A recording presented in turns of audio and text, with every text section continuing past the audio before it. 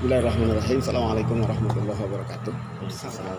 Alhamdulillah, salatu wassalamu ala rasulillah wa ala alihi wa sahbihi wa man walah wa ba'du. Qala ta'ala a'udzubillahi minasyaitonir rajim. Walladzina jahadu fina lanahdiyannahum subulana wa innallaha lama'al muhsinin. Shadaqallahul adzim. Teman-teman rahimakumullah, ayat ini perlu banyak kita renungi. Terutama bagi kita yang menginginkan bisa istiqomah berada di jalan Allah Subhanahu wa taala, sehingga kita mendapatkan keridhaan Allah. Keridhaan Allah inilah yang akan menjadi modal kita bahagia dunia maupun di akhirat. Allah Subhanahu wa taala mengundang kita dalam firman-Nya, a'udzubillahi minasyaitonir rajim, ya ayyuhalladzina ya ayyatuhan nafsul mutmainnah irji'i ila rabbiki radiyatan mardiyah fadkhuli fi ibadi wadkhuli jannati. Orang-orang yang punya jiwa tenang, mutmainnah, yaitu orang-orang yang beriman. Walladzina amanu wa tatmainnu qulubuhum bi dzikrillah. Ala bi dzikrillah tatmainnul qulub. Jadi orang mutmainnah itu orang yang jiwanya tenang, selalu bahagia, tidak semaput menghadapi problema kehidupan. Kenapa? Karena dia yakin seluruh perjalanan hidupnya sudah ada qada dan qadar Allah Subhanahu wa taala. Masa lalu yang sudah dilaluinya, yang sudah dilampauinya, bagi dia adalah penuh dengan hikmah. Ya, kalau di dalamnya ada perbuatan-perbuatan baik, maka catatan pahala yang membuat dia bahagia. Bila di dalam perjalanan hidup yang sudah dilalui itu ada perbuatan-perbuatan dosa, ini cambuk baginya untuk mengharap ridho, magfirah, dan kafarah dosa dari Allah Subhanahu wa taala. Nah, sehingga hatinya tenang. Kalau hati sudah tenang, maka Allah Subhanahu wa taala, panggilan Allah Subhanahu wa taala itu terasa setiap saat. Irji'i ila rabbiki, pulang kamu pada Tuhan. Nah, kita ini perlu banyak pulang pada Allah. Hakikatnya saat kita sholat 5 waktu dan sholat-sholat yang lainnya, itu kita sedang pulang pada Allah Subhanahu wa taala. Kalau kita sedang pulang pada Allah, radiyatan mardiyah, kondisinya harus kita temukan diri kita itu radiyatan, ridho pada Allah Subhanahu wa taala. Ridho dengan takdirnya, ridho dengan hukum Allah Subhanahu wa taala, ridho dengan perintah dan larangan. Ya, lalu kemudian mardiyatan. Kalau kita ridho melaksanakan hukum Allah, mardiyatan, Allah juga ridho. Ya. Kalau kita melaksanakan perintah Allah, misalnya sholat, tapi kita tidak ridho sholatnya, nah Allah juga tidak menyenangi sholat kita, tidak akan meridhoi sholat kita. Salatnya orang munafik digambarkan oleh Allah, idza qamu ila sholati qamu kusala. Bila mereka berdiri melakukan salat, qamu kusala, berdiri dalam keadaan malas. Nah, Allah tidak ridho, Allah tidak terima salat orang seperti itu. Nah, maka kalau kita tidak begitu, ya, tidak radiyatan, tidak mardiyatan, kita bisa salah alamat. Ya, dipanggil Allah ke mana? Fadkhuli fi ibadi, gabung dengan hamba-hambaku. Ya. Habis sholat, kita ini gabungnya dengan syaitan, bukan dengan hamba-hamba Allah gitu. Ya. Ruku sujud di hadapan Allah Subhanahu wa taala, begitu di kantor korupsi. Ya. Ruku sujud di hadapan Allah Subhanahu wa taala, begitu di pasar mengurangi timbangan. ruku sujud di hadapan Allah, begitu kita hidup bertetangga bermusuhan. Jadi gabungnya itu bukan dengan hamba-hamba Allah lagi, tapi gabung dengan syaitan. Wadkhuli jannati. Nah, kalau sudah ketemu dengan hamba-hamba Allah, kita akan memasuki surga Allah. Surga Allah di dunia dan surga Allah di akhirat. Surga Allah di dunia apa? Itminanul qalbi, ketenangan hati. Ya. Surga Allah di dunia itu bukan rumah mewah, bukan mobil megah atau rumah megah, ya, bukan makanan serba wah, tetapi surga Allah itu dikala kita makan walaupun dengan ikan asin, hati bahagia, ke badan sehat. Walaupun tempat tidur kita hanya beralaskan tikar, kita bisa tidur nyenyak, berkualitas, bangun segar. Ya.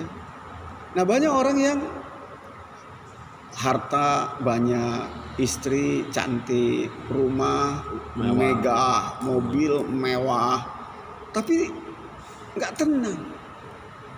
Jadi dia seperti di neraka. Banyak orang komentar, saya hidup kayak di neraka gitu kan, sampai mungkin pada tingkat mau bunuh diri mereka. Kenapa ini terjadi? Ya. Kenapa ini terjadi? Karena permasalahannya adalah disorientasi. Iman tidak mencahayai kita. Ya. Sehingga tidak ada ketenangan dalam hati kita ini. Maka akhirnya kemudian kita jadi salah alamat. Di dunia kita salah alamat sehingga kita dapat kebahagiaan. Di akhirat apalagi? Diceritakan oleh Allah tentang orang yang salah alamat.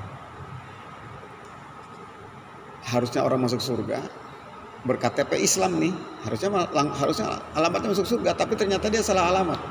Kemana? Ke Sakor. Kata malaikat, masalakakum fi Sakor. Nah, apa kalian masuk neraka Sakor? Qalu lam nakum minal musallin. Kami sudah bersyahadat, tetapi lam nakum minal musallin, enggak suka salat. Ya. Salah alamat. Apalagi? Walam nakunut imul miskin. Tidak mau memberi makan orang-orang miskin. Nah, ke Allah nggak bagus, hubungan horizontal vertikalnya, hubungan dengan sesamanya nggak bagus. Bodoh amat, yang miskin lo, yang bodoh lo. Gitu. Peduli amat gitu. Kamu mau pinter belajar sama saya, sini bayar. Kamu mau makan, ini saya punya nih satu piring, sini bayar. Nah, kerjaan yang seperti itu, ya, itu kerjaan orang yang salah alamat di dunia. Sehingga kemudian di akhiratnya masuk neraka Sakor. Kita dititipi oleh Allah harta. Wa fi amwalihim haqqun lis-sa'ili wal mahrum. Dalam harta mereka ada hak bagi orang yang meminta atau orang yang menahan diri tidak meminta. Dikala dia membutuhkan, kita berikan. Terutama apa? Nut'im, kebutuhan makan. Ya, alhamdulillah sih sekarang ini ya yang saya temukan ya jarang. Kayaknya mungkin setahun sekali gitu ada orang datang ke rumah mau minta makan. Ya. Yang datang ke rumah banyak orang yang minta modal. Modal usaha. Termasuk saya. Ya kan gitu. Ini nggak boleh diekspos. Tapi kalau modalnya modal untuk makan, Ustaz saya beli beras. mau beli beras, utang buat udah nggak punya beras di rumah. Itu kan wajib kita beri. Baik itu dia meminta, ya, atau dia mahrum. Mahrum itu artinya dia tidak meminta, dia berhutang. Gitu. Ustaz saya berhutang itu. Kalau berhutang untuk bayar hutang nggak saya kasih, gitu kan? Tidak sampai wajib gitu. Tapi kalau berhutang untuk beli beras, ini harus.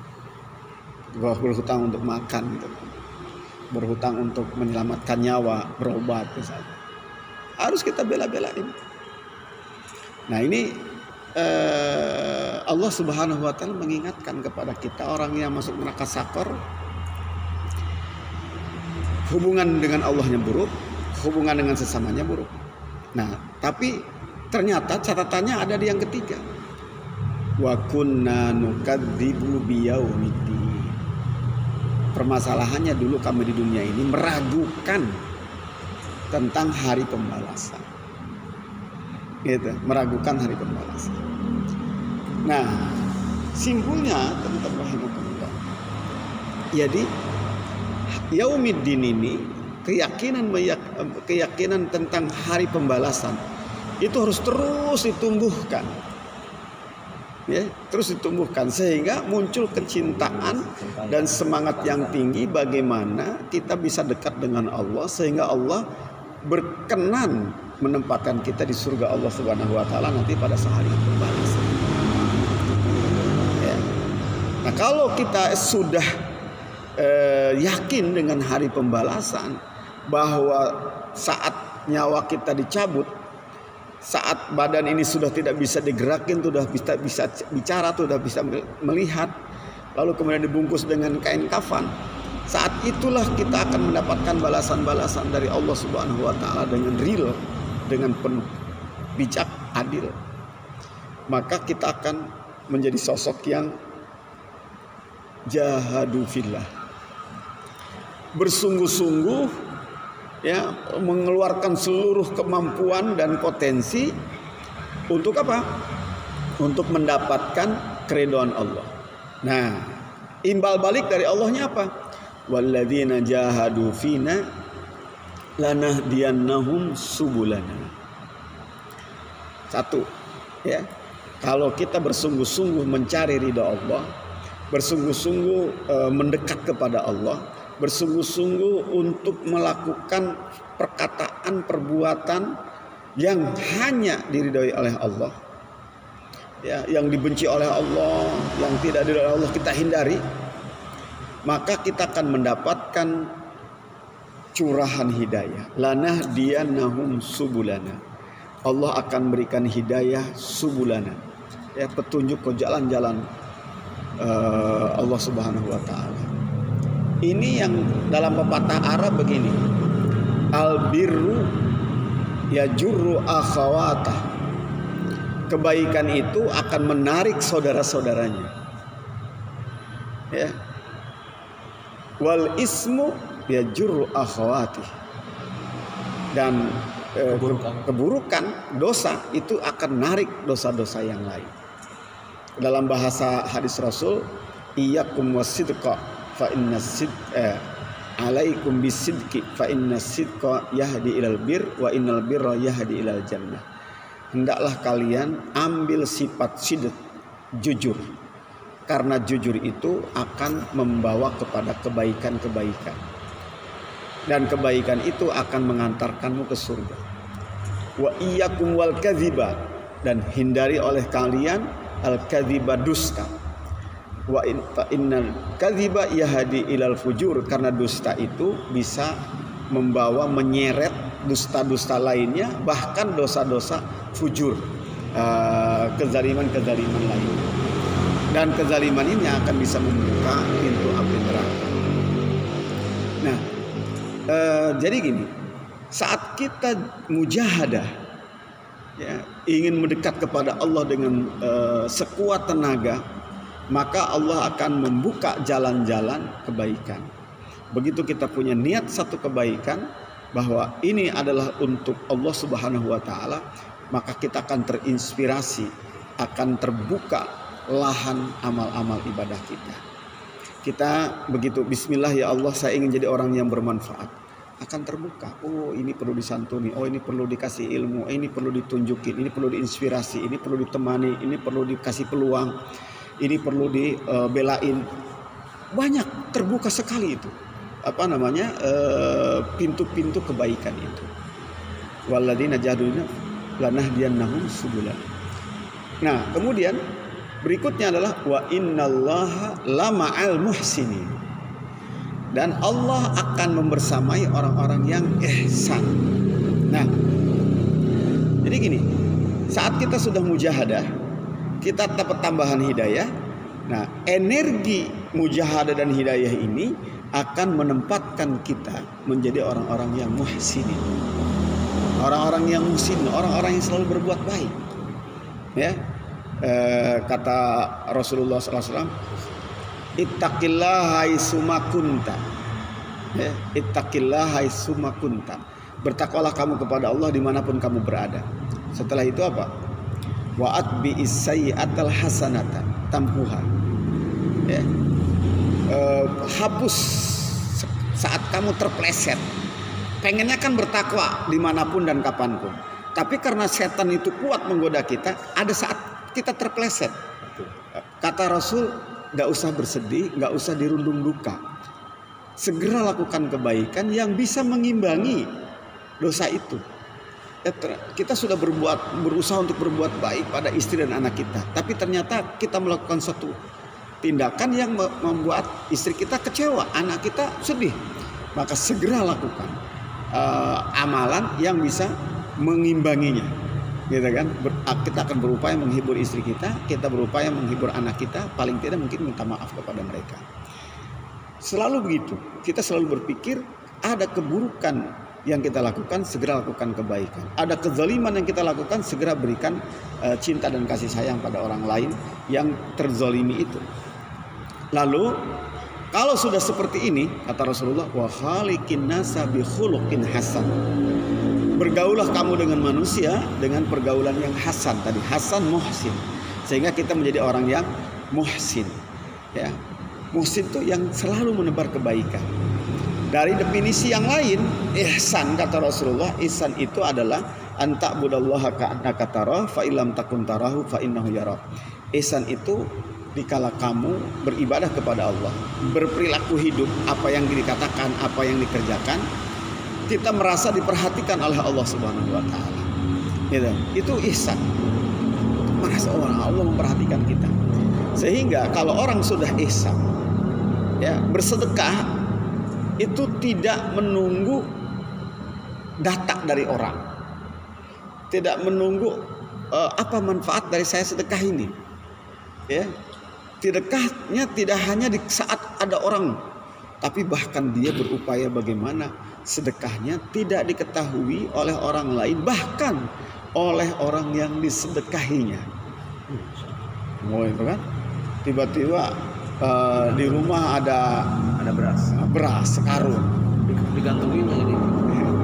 Silakan Pak, halal, gitu kan? Silakan Pak, ambil halal. Dia nggak tahu siapa yang ngirim di sini. Waduh, ya saya juga belum bisa begitu. Sudah praktek. Alhamdulillah. Ngirim beras gantungin di pintu orang. Terus kasih buat ada beras. Ya, tapi kalau nerima sering. Ini ke siapa yang ngirim ya? Ini apa filmnya Sang Murabi itu saat Abdullah itu dia kasih nasi bungkus depan iya, kan? Itu seperti itu orang-orang yang sudah berbuat ihsan levelnya. Nah, apa yang didapatkan kalau kita sudah sampai level itu? Ma'iyatullah, kita dibersamai oleh Allah Subhanahu wa taala. Subhanallah, gitu kan. Bagaimana sebentar kebahagiaan kita sampai puncaknya pada saat kita merasakan betul bahwa Allah bersama kita. Subhanallah, gitu kan. Jangankan sedang sholat, gitu. Sedang di mana-mana kita merasakan ada Allah bersama kita, maka keberanian kita akan meningkat, ketenangan kita akan meningkat, dan tentu itulah kebahagiaan yang sudah sampai puncak. Wallahu a'lam, mudah-mudahan kita bisa mengamalkan hal ini. Qul qul hadza, assalamualaikum warahmatullahi wabarakatuh. Waalaikumsalam.